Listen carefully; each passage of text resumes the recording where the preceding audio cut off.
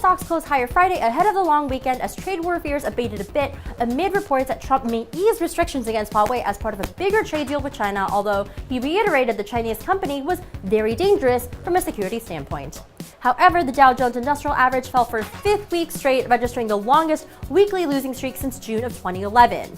For the week, the Dow lost 0.7%, the S&P 500 was down 1.2%, and the Nasdaq closed 2.3% lower.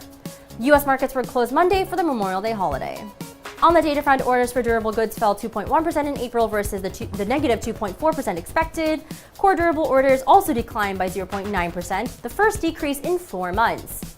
On Monday, Asian markets were mixed during the session but managed to finish higher. The Shanghai Composite gained 1.38% to close at around 2,892.38. In Japan, the Nikkei 225 rose 0.31% to close at 21,182.58.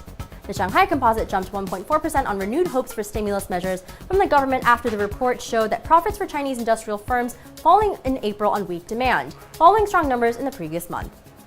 The main theme in Asia was Trump's visit to Japan and his talks with Prime Minister Shinzo Abe. Trump also became the first world leader to meet Japan's new emperor, Naruhito. After the meeting, the U.S. leader reported great progress in trade negotiations with Japan. Meanwhile, in Europe, centrist parties suffered losses in European Parliament elections, with far-right parties in the Green Party making inroads. However, the populist gains were not as great as some had expected, and pro-EU parties will control more than 2/3 of the seats. European shares climbed on Monday as an EU Parliament election showed Europhile parties still performing reasonably well despite a rise in support for nationalists. Germany's DAX closed around 0.5% higher, while France's CAC climbed 0.3%.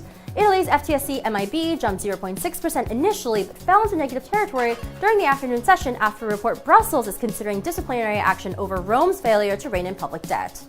Markets in the UK were closed Monday for a public holiday.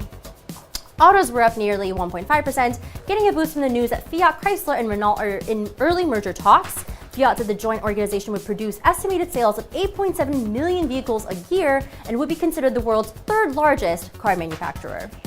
On the news, shares of Fiat Chrysler rose 8%, while Renault surged around 12% higher. In currency markets, the euro-US dollar dropped after a 2-day rally, but the pressure was limited despite the 10-year German bond yield dropping to negative 0.14%, the lowest since 2016, and the reports that EU is considering starting disciplinary procedures against Italy for its failure to meet budget rules.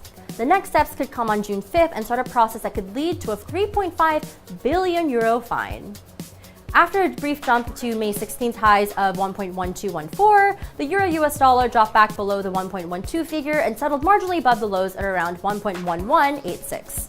The trading activity was muted in general, but the selling pressure on the common currency could increase should the EU-Italy budget woes re-emerge in earnest.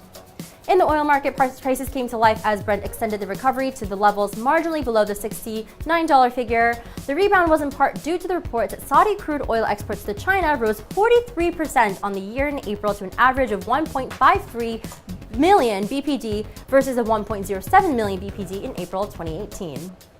Chinese refiners also increased their purchases of Iranian crude last month ahead of the expiry of sanction waivers. At the same time, the upside potential in oil prices remains limited as concerns over the US-China trade war and its implications for global demand still linger. On Tuesday, the API will present its weekly inventories report, which is traditionally followed by the official EIA data due on Wednesday. And that is all for today. Thank you so much for watching. Please click subscribe to always be in touch with the latest market news.